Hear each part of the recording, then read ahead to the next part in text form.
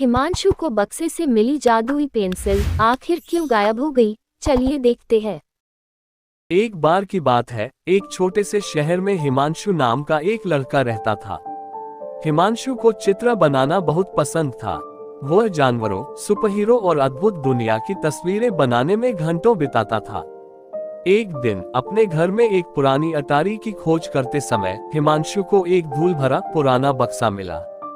बक्से के अंदर एक चमकदार सुनहरी पेंसिल थी। उत्सुकतावश हिमांशु ने पेंसिल और कागज का एक टुकड़ा लिया और चित्र बनाना शुरू कर दिया।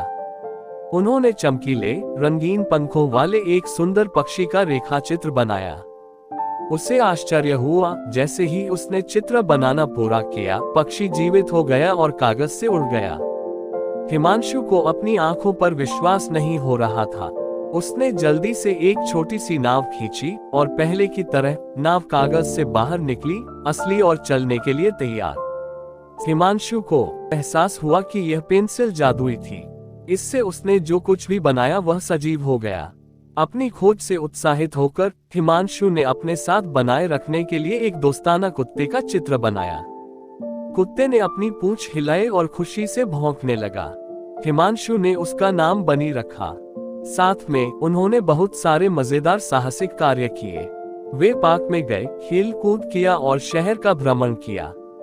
एक दिन हिमांशु ने देखा कि शहर का खेल का मैदान पुराना और टूटा हुआ था। झूले जंग खा चुके थे और स्लाइडें टूट चुकी थी। हिमांशु ने मदद के लिए अपनी जादुई पेंसिल का उपयोग करने का निर्णय लिया। उन्होंने नए झूले, स्लाइड और एक बड़ा रंगीन खेल का घर बनाया।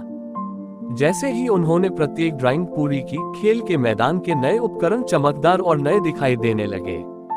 कस्बे के बच्चे रोमांचित थे। वे नए खेल के मैदान का आनंद लेते हुए खेले और हंसे। हिमांशु को खुशी और गर्व महसूस हुआ। उसे एहसास हुआ कि वह अपने शहर को एक बेहतर जगह बनाने के लिए अपनी जादुई पेंसिल का उपयोग कर सकता है।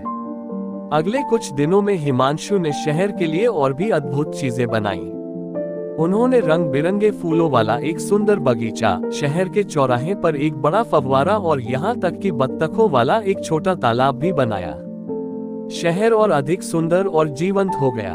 एक शाम जब हिमांशु चित्र बना रहा था, पेंसिल चमकने लगी। एक सौम्य आवाज फुसफुसाई, धन्यवाद की हिमांशु, जादू का बुद्धिमानी से उपयोग करने के लिए आपने कई लोगों को खुश किया है। अब पेंसिल को आराम करने का समय आ गया है। पेंसिल धीरे धीरे लुप्त हो गई और हिमांशु के पास अद्भुत यादें और प्रसन्न हृदय रह गया। हिमांशु ने नियमित पेंसिल से चित्र बनाना जारी रखा।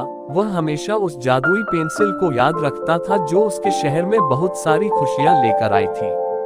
और इसलिए हिमांशु और बनी खुशी से रहते थे, हमेशा अपनी रचनात्मकता और दयालुता से अपने शहर को एक बेहतर जगह बनाने के नए तरीके खोजते थे।